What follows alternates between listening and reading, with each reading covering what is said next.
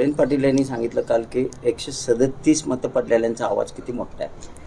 बघूया म्हणाले की जयंत पाटील साहेबांचा मुक्काम हा आयुष्यभर लबाडाच्या गावात आहे.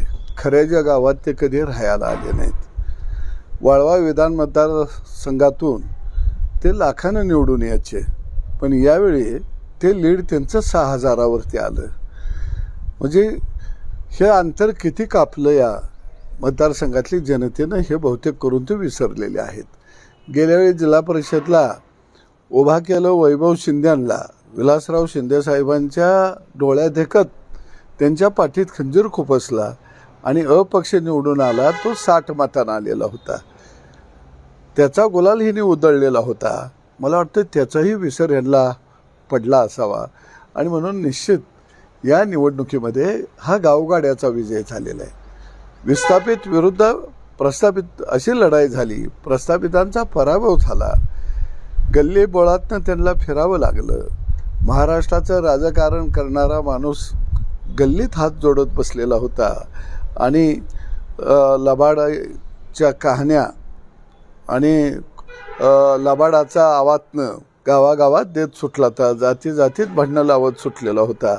परंतु जनतेनं त्यांना जागा दाखवून दिलेली आहे. आता एका मताचा विजय काय आणि 1000 मताचा विजय काय. विजय हा विजय असतो. फक्त तुम्ही 6000 मतानं निवडून आला आणि महाराष्ट्राचा नेता म्हणून मिरवायला लागला. 1.5 आमदार आहे का तुमच्याबरोबर? महाराष्ट्राचा नेता व्हायचा असेल तर आदर्श घ्या एकनाथ शिंदे साहेबांचा, आदर्श घ्या देवाभाऊचा. एक नागपूरमधला नगरसेवक 150 आमदारांचा नेता होतो, 3 वेळा मुख्यमंत्री पदाची शपथ घेतो. एक रिक्षा ड्रायव्हर या राज्याचा मुख्यमंत्री होतो, एकनाथ शिंदे साहेब उपमुख्यमंत्री होतो. तुम्ही सोन्याचा चमचा घेऊन जन्माला आला. सूचक अनुमोदक तर एखादा आमदार तुम्हाला आहे का? त्याचं नाव जरा सांगा तुम्ही.